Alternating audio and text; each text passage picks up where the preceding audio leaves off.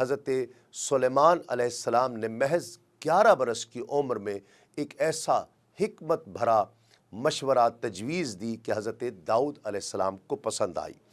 اس کا تذکرہ قرآن مجید میں اللہ رب العزت نے اس انداز سے بیان فرمایا کہ وَدَاؤُدَ وَسُلَيْمَانَ اِذْ يَحْكُمَانِ فِي الْحَرْثِ اِذْ نَفَشَتْ فِيهِ غَنَمُ الْقَوْمِ وَكُنَّا لِحُكْمِهِمْ شَاهِدِينَ۔ اور داؤد اور سلیمان کو یاد کرو جب وہ دونوں کھیتی کے بارے میں فیصلہ کر رہے تھے، جب رات کو اس میں کچھ لوگوں کی بکریاں چھوٹ گئیں اور ہم ان کے فیصلے کا مشاہدہ کر رہے تھے۔ اللہ رب العزت نے حضرت سلیمان علیہ السلام کو عظیم سلطنت کے ساتھ ساتھ دوسرے کئی امتیازات بھی عطا فرمائے۔ آیات اور احادیث میں حضرت سلیمان علیہ السلام کی متعدد خصوصیات نقل ہوئی ہیں۔ آپ جانوروں کی بولیاں سمجھ لیتے تھے۔ ایک مرتبہ آپ کے لشکر کا گزر ایک وادی سے ہوا جو وادی نملہ کہلاتی تھی۔ یہ وادی اسقلان کے قریب ہے۔ جب لشکر اس وادی کے قریب پہنچا تو ایک چونٹی نے کہا، قرآن مجید نے اس انداز سے بیان فرمایا کہ یا ایھا النمل ادخلوا مساکنکم لا یحطمنکم سلیمان وجنودہ وہم لا یشعرون۔ اے چیونٹیوں، اپنے اپنے بلوں میں گھس جاؤ، کہیں تم کو سلیمان اور ان کے لشکر والے بے خبری میں روند نہ ڈالے۔ حضرت سلیمان علیہ السلام نے ان کی یہ بات سن لی، اور اللہ کی مخلوقات میں سے جو بھی مخلوق کوئی بات کرتی تھی تو ہوا اس بات کو حضرت سلیمان علیہ السلام کے کانوں تک پہنچا دیا کرتی تھی۔ مقاتل رحمۃ اللہ علیہ نے کہا ہے کہ حضرت سلیمان علیہ السلام نے چیونٹی کی بات کو 3 میل کی مسافت سے سن لیا تھا۔ تفسیر روح البیان میں ہے کہ حضرت سلیمان علیہ السلام نے فرمایا کہ چیونٹی کو میرے پاس لاؤ۔ چیونٹی حاضر کی گئی۔ حضرت سلیمان علیہ السلام نے فرمایا، اے چیونٹی، کیا تجھے معلوم نہیں تھا کہ میرا لشکر کسی پر ظلم و ستم نہیں کرتا؟ چیونٹی بولی، بے شک میرا عقیدہ یہی ہے کہ آپ کا لشکر ظلم و ستم نہیں کرتا، لیکن چونکہ میں ان سب کی سردار ہوں، اس لیے میرا فرض منصبی تھا کہ میں انہیں ہر نشیب و فراز سے یا ہر اندیشے سے آگاہ کروں۔ آپ اس کا جواب سن کر خوش ہوئے اور فرمایا، تیری اس تقریر سے میری نزدیک تیری قدر و منزلت اور بڑھ گئی، لہٰذا میرا جی چاہتا ہے کہ تو مجھے کوئی نصیحت سنائے۔ چیونٹی کہنے لگی، آپ کو معلوم ہے کہ آپ کے والد گرامی کا نام داؤد کیوں رکھا گیا؟ آپ نے فرمایا، مجھے معلوم نہیں۔ چیونٹی بولی، آپ کے والد گرامی کا نام داؤد اس لیے تھا کہ انہوں نے زخمی دل کا علاج کیا، گویا ان کا نام داوی جراحت قلب ہی اس کا مخفف ہے۔ پھر چونٹی نے سوال کیا کہ اے حضرت سلیمان، کیا آپ کو یہ بھی معلوم ہے کہ آپ کا نام سلیمان کیوں ہے؟ حضرت سلیمان علیہ السلام نے فرمایا، مجھے معلوم نہیں۔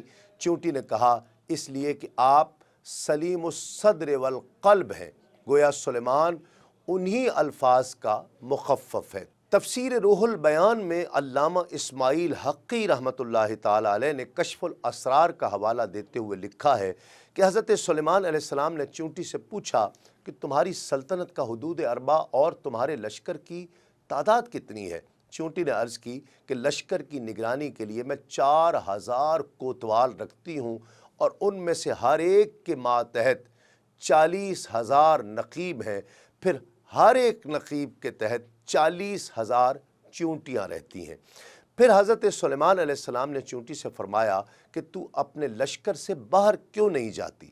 چونٹی نے عرض کی کہ اے پیارے نبی، مجھے روئے زمین کا اختیار دیا گیا، لیکن میں نے ٹھکرا دیا صرف اس لیے کہ مجھے اپنے لشکر کو چھوڑ کر کہیں اور جانا گوارا نہیں ہے، بلکہ میں نے رب سے عرض کی کہ اے میرے پروردگار، ہمیں زیر زمین رکھنا تاکہ تیرے سوا ہمیں کوئی نہ جانے اور ہم بھی تیرے سوا کسی کو نہ جانے۔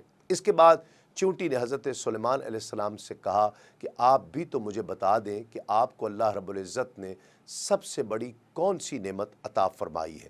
حضرت سلیمان علیہ السلام نے فرمایا کہ اللہ رب العزت نے ہوا کو میرے تابع کر دیا ہے، میں صبح کو مشرق میں ہوتا ہوں اور شام کو مغرب میں۔ چونٹی نے کہا کہ یہ تو کوئی بڑا کمال نہیں، بلکہ اس میں تو یہ اشارہ ہے کہ آپ کی بادشاہی گویا ہوا پر سہارا کر رہی ہے۔ ناظرین کرام، حضرت سلیمان علیہ السلام نہ صرف تمام مخلوق کی زبان سمجھتے تھے بلکہ آپ کا ہوا پر قابو بھی تھا۔ آپ کا تخت ہوا میں اڑا کرتا تھا، یعنی صبح اور شام مختلف سمتوں کو ایک ماہ کے فاصلہ طے کر لیا کرتے تھے۔ حضرت حسن بصری رحمۃ اللہ علیہ فرماتے ہیں کہ حضرت سلیمان علیہ السلام اپنے تخت پر بیٹھ کر صبح کے وقت دمشق سے روانہ ہوتے اور استخر پہنچ کر قیلولہ کرتے، اسی طرح شام کو استخر سے روانہ ہوتے اور کابل میں رات گزارتے۔ ان دونوں شہروں کے درمیان تیز رفتار مسافر کے لیے ایک ماہ کی مسافت تھی۔ محمد بن کعب رحمۃ اللہ علیہ نے کہا ہے کہ حضرت سلیمان کے لشکر کی چھاؤنی 100 فرسخ میں تھی، ان میں سے 25 فرسخ جنات کے لیے، 25 انسانوں کے لیے، 25 پرندوں کے لیے اور 25 فرسخ دیگر جانوروں کے لیے تھے۔ آپ کے لیے لکڑی کے تخت پر 100 گھر تھے جن میں آپ کی باندیاں رہائش پذیر تھیں، ان میں سے 300 منکوہا تھیں اور 700 لونڈیاں تھیں۔ آپ تیز ہوا کو حکم دیتے تو وہ آپ کو لے کر چل پڑتی تھی۔ پس ایک دن آپ علیہ السلام زمین و آسمان کے درمیان سفر کر رہے تھے تو اللہ رب العزت نے آپ کی طرف وحی فرمائی کہ میں نے آپ کی حکومت میں مزید اضافہ کر دیا ہے، وہ اس طرح کہ مخلوق سے جو بھی کہیں بات کرے گا ہوا اسے آپ کے پاس لے آئے گی اور آپ کو اس سے آگاہ کر دے گی۔ حضرت سلیمان علیہ السلام کی سب سے بڑی خصوصیت یہ تھی کہ آپ کی حکومت صرف انسانوں پر ہی نہیں تھی بلکہ جنات بھی آپ کے تابع تھے۔ حضرت شعبی بیان کرتے ہیں کہ اللہ رب العزت نے آپ کو ایسی بادشاہت عطا کی جو آپ کے بعد کسی اور کو عطا نہیں ہوئی، سو اللہ رب العزت نے آپ کے لیے جنات، انسان، پرندے اور ہوا سب مسخر کر دیے۔ جب سلیمان علیہ السلام نے مسجد اقصی اور بیت المقدس کی تعمیر شروع کی تو جنات دور دور سے پتھر اور سمندر سے موتی نکال نکال کر لایا کرتے تھے۔ یہ عمارتیں آج تک موجود ہیں۔ اس کے علاوہ آپ نے جنات سے اور بھی بہت سے کام لیے۔ ایک موقع پر اللہ رب العزت نے سلیمان علیہ السلام کو آزمائش میں ڈال دیا۔ آپ کے پاس ایک انگوٹھی تھی جس پر اسم اعظم کندہ تھا۔ اس انگوٹھی کی بدولت آپ جن و انس پر حکومت کیا کرتے تھے، لیکن وہ انگوٹھی کسی وجہ سے کہیں گم ہو گئی اور شیطان کے ہاتھ لگ گئی، چنانچہ آپ تخت و سلطنت سے محروم ہو گئے۔ ایک مدت کے بعد وہ انگوٹھی شیطان کے ہاتھ سے دریا میں گر پڑی، جسے ایک مچھلی نے نگل لیا۔ وہ مچھلی سلیمان علیہ السلام نے پکڑ لی۔ جب اس کو چیرا گیا تو انگوٹھی اس کے پیٹ سے مل گئی، اور اسی طرح آپ کو دوبارہ سلطنت اور حکومت مل گئی۔ حالانکہ یہ بات غلط ہے کہ وہ انگوٹھی کی بدولت حکومت کرتے تھے۔ حکومت ان کو دراصل اللہ رب العزت نے اپنے فضل خاص سے عطا فرمائی تھی۔ حضرت قتادہ بیان کرتے ہیں کہ سلیمان علیہ السلام کو بیت المقدس کی تعمیر کا حکم اس طرح ہوا کہ لوہے کی آواز بھی نہ سنی جائے۔ آپ نے ہر چند تدبیریں کی لیکن کارگر نہ ہوئیں۔ پھر آپ نے سنا کہ سمندر میں ایک شیطان ہے جس کا نام سخر ہے، وہ البتہ ایسی ترکیب بتا سکتا ہے۔ آپ علیہ السلام نے حکم دیا کہ اسے کسی طرح سے لایا جائے۔ ایک دریا سمندر میں ملتا تھا، ہر 7ویں دن اس میں لبالب پانی بھر جایا کرتا اور یہی پانی یہ شیطان سخر پیا کرتا تھا۔ اس کا پانی نکال دیا گیا اور بالکل خالی کر کے پانی کو بند کر کے اس کے آنے والے دن اسے شراب سے پر کر دیا گیا۔ جب شیطان آیا اور یہ حال دیکھا تو کہنے لگا یہ تو مزے کی چیز ہے، لیکن عقل کی دشمن جہالت کو ترقی دینے والی چیز ہے، تو اس نے اس کو نہیں پیا اور پیاسا ہی چلا گیا۔ جب پیاس کی شدت ہوئی تو مجبوراً یہ سب کچھ کہتے مانتے ہوئے بھی اسے پینا ہی پڑا۔ پینے کے بعد عقل جاتی رہی اور سلیمان کی انگوٹھی دکھائی گئی یا مونڈوں کے درمیان سے مہر لگا دی گئی۔ یہ بے بس ہو گیا۔ سلیمان علیہ السلام کی حکومت اسی انگوٹھی کی وجہ سے تھی۔ جب یہ سلیمان علیہ السلام کے پاس پہنچا تو آپ نے اسے یہ کام سر انجام دینے کا حکم دیا۔ یہ ہدہد کے انڈے لے آیا اور انہیں जमा करके उन पर शीशा रख दिया। हुदहुद आया, उसने अपने अंडे देखे, चारों तरफ घूमा, लेकिन देखा कि हाथ नहीं आ सकते, उड़कर वापस चला गया और अलमास ले आया और उसे उस शीशे पर रखकर शीशे को काटना शुरू कर दिया। आखिर वो कट गया और हुदहुद अपने अंडे ले गया और उस अलमास को भी ले गया और उसी से पत्थर काट कर इमारत शुरू कर दी गई। सुलेमान अलैहिस्सलाम जब हम्माम में जाया करते तो अंगूठी उतार जाते। एक दिन हम्माम में जाना था और ये शैतान आपके साथ था।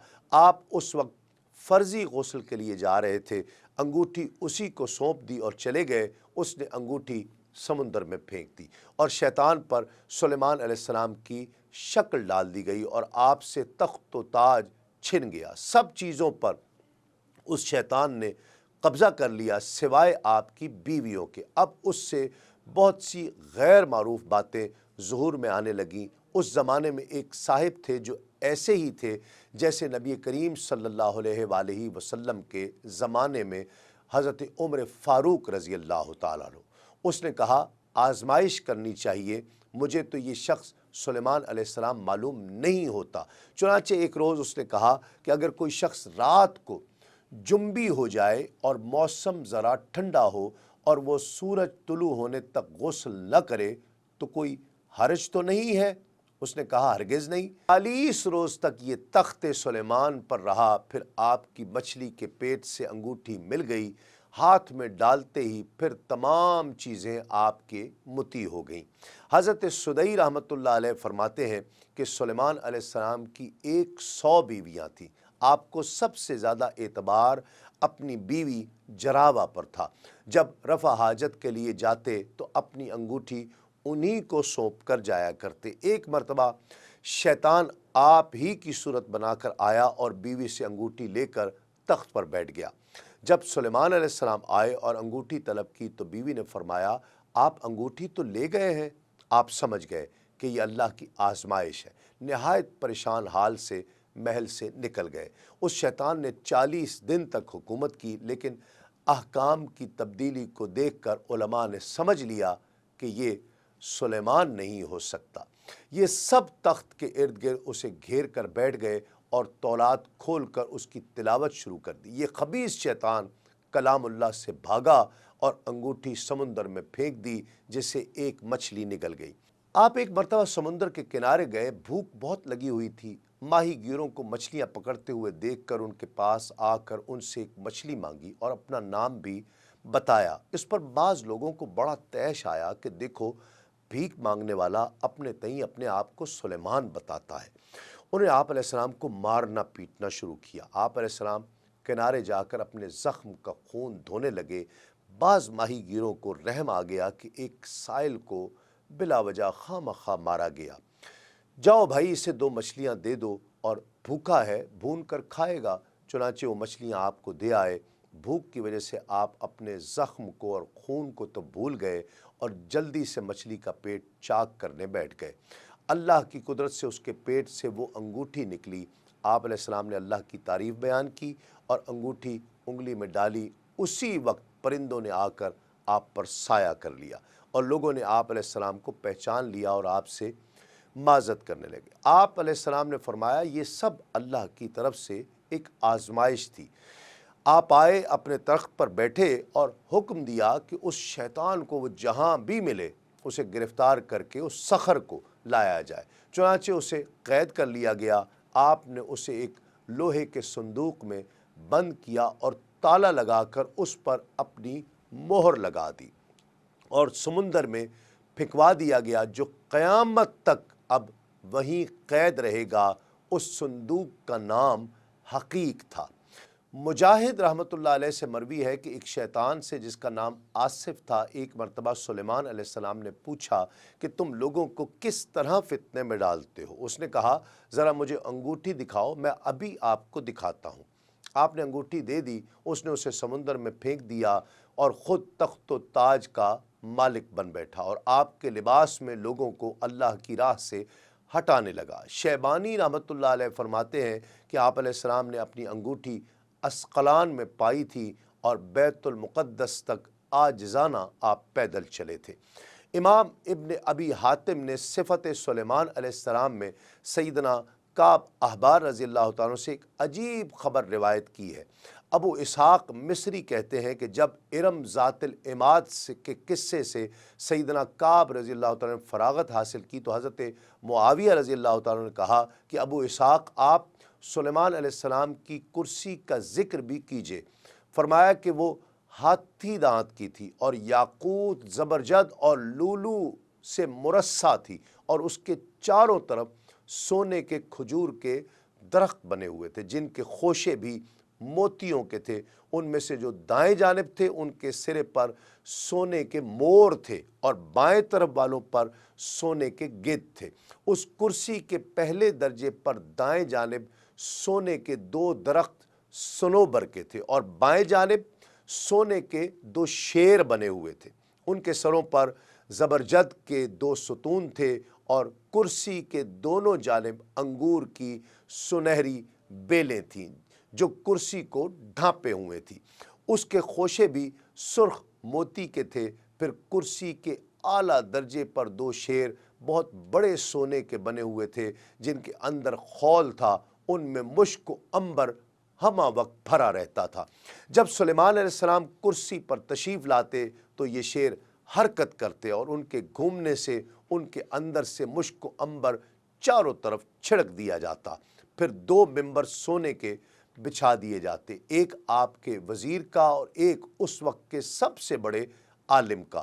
پھر کرسی کے سامنے 70 ممبر سونے کے اور بچھائے جاتے جن پر بنو اسرائیل کے قاضی، ان کے علماء اور ان کے سردار بیٹھا کرتے۔ ان کے پیچھے 35 ممبر سونے کے اور ہوتے تھے جو خالی رہا کرتے تھے۔ سلیمان علیہ السلام جب تشریف لاتے پہلے زینے پر قدم رکھتے ہی کرسی ان تمام چیزوں سمیت گھوم جایا کرتی، شیر اپنا داہنا قدم آگے بڑھا دیا کرتا اور گدھ اپنا بایاں پر پھیلا دیا کرتا۔ جب آپ دوسرے درجے پر قدم رکھتے تو شیر اپنا بایاں پاؤں پھیلا دیتا اور گدھ اپنا دایاں پر۔ جب آپ تیسرے درجے پر چڑھ جاتے اور کرسی پر بیٹھ جاتے تو ایک بڑا گدھ آپ کا تاج لے کر آپ کے سر پر رکھ دیتا، پھر کرسی زور زور سے گھومتی۔ حضرت معاویہ رضی اللہ تعالیٰ نے پوچھا آخر اس کی وجہ کیا ہے؟ فرمایا وہ ایک سونے کی لاٹ پر تھی جسے سخر جن نے بنایا تھا۔